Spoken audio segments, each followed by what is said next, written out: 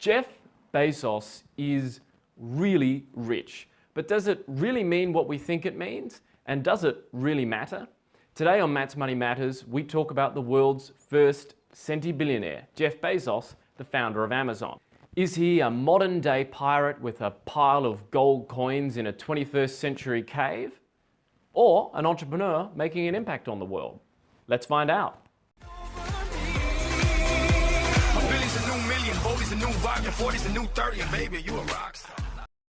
Jeff Bezos was worth $144.5 billion on April 25th, 2020, according to Forbes. That made him the world's richest man. Pretty good for a guy who basically started a bookstore in his garage. Initially, Bezos and his wife invested $10,000 into the company. His parents chipped in a few $100,000, and in the first year or so, he got millions of dollars in investment. It wasn't until 2002 the business reported a profit, just $5 million after having lost $2.8 billion in its first 7 years of trading. In that year, his salary was about $82,000 US. He owned 28% of a company that had been losing billions. Lucky for him, he persisted. Most of Bezos's $144.5 billion in wealth is in Amazon. He owns about 11% of the company. But he's invested in a lot of other companies over the years, such as the Blue Origin rocket company. Land Report says he's the 25th biggest property owner in the United States. Similar to Amazon in the early days, some of those businesses are not profitable yet. So in 2017, Bezos was selling about $1 billion of shares in Amazon every year to fund the Blue Origin rocket company. But Amazon, the tech retail business, is his main game. And that's true of most really wealthy people. Most of the time, they have their wealth locked up in assets, usually shares. If you found a company, you'll own a good portion of it. Those are your shares. But you'll also sell some shares to investors to raise money to expand the company. The shares represent an investor's potential share of a company's future profit, future earnings. And those shares are only really worth something when the company eventually does make a profit. And that requires them to produce something people want to buy and do it in a way that's better than their competitors. Sometimes you'll hear people talking about really wealthy people and they'll say, why don't they do something with their money rather than hoarding it? That's kind of a misunderstanding. Many of his investments earn him a return, that's true, but that just makes them financially sustainable. They also have a phenomenal impact on society. Amazon, for example, employs 750,000 people. It's improving retailing for millions, giving people access to better and cheaper products. It's changing the way supply chains work. It's using AI and robotics and smart appliances in people's homes. And the company runs a web platform that is being used to develop some of the most game-changing technologies on Earth.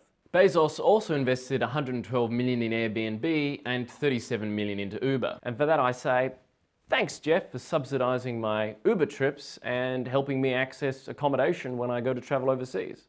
One of his investments, Denali Therapeutics, is working on treatment for neurodegenerative diseases, while another one, Juno Therapeutics, is working on cancer immunotherapy drugs. About a third of global medical research and development is privately funded or funded by philanthropists, according to the WHO, so that money is having an impact. Bezos is worth $144.5 billion, but that wealth is constantly at risk. If a competitor to Amazon does things better or differently, Amazon will rapidly lose value. And that's not rare, it happens constantly in a market economy. Just think of the example of Nokia phones or Blackberries against the Apple phones. People might say Bezos earns $1 million an hour or $1 million a minute, but those numbers are kind of meaningless because the Amazon share price fluctuates every day. He might lose $100 million in 1 hour and gain it back the next day. One thing we should highlight here is the difference between wealth and income. If you bought a house 50 years ago, it might have been pretty cheap and now might be selling for more than $1 million, depending on where you live. A lot of people have wealth from the value of a business or a house, but it's all locked up in the asset. Income is the money that actually comes in the door, and that's usually what you get taxed on. It's a flow of money in a year. However you measure it, Jeff Bezos is really rich. But does it really matter? Jeff has $144.5 billion invested in companies that are making an impact on the world. Bezos has a talent for running businesses, and maybe society's better off if all of that wealth stays invested in those businesses where it's making an impact.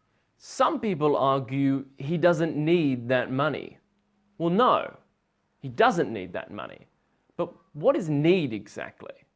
Do you need a TV or a nice car or a PS4? In 2013, about 9 out of 10 Americans was above the global middle income standard. So most people in the world would therefore argue that Americans have lots of earnings that they don't need. Is that really fair? A more useful question than asking who needs what is asking what sort of system gets the best outcomes for most people. Jeff Bezos has $144.5 billion, mostly invested in companies that are making an impact on the world.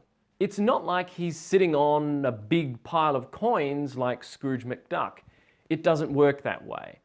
He's contributing capital to companies that are employing people and serving customers. That's a good thing. Does he have this money invested in these companies to be nice and contribute to society? To become more rich? To become powerful? I don't know. Is he a saint? I doubt his ex-wife thinks so. But the question is, what gets the best outcome for society? Now, many people have ideas for alternative systems that they think might be fairer, whether it be government ownership or shutting down Amazon, whether it be introducing a wealth ceiling. But all of those ideas have challenges. All of those ideas create problems. The value of the Amazon company reflects its assets, its branding, its technology, its warehouses. And those things aren't necessarily useful in someone else's hands. If the government takes over Amazon, it might improve its balance sheet by hundreds of billions of dollars.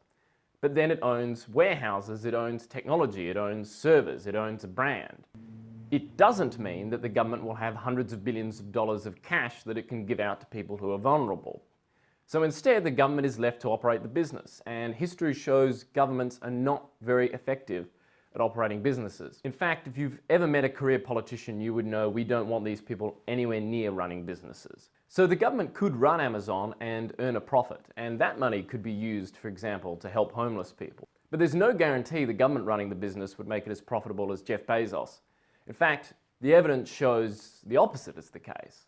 The government could buy Bezos' shares and wind up with a massive debt, or it could just take them by law, by legislation, and then, yeah, you'd have one less rich guy, but every other person in the US that wants to start a business or wants to be entrepreneurial will be really seriously discouraged from doing it.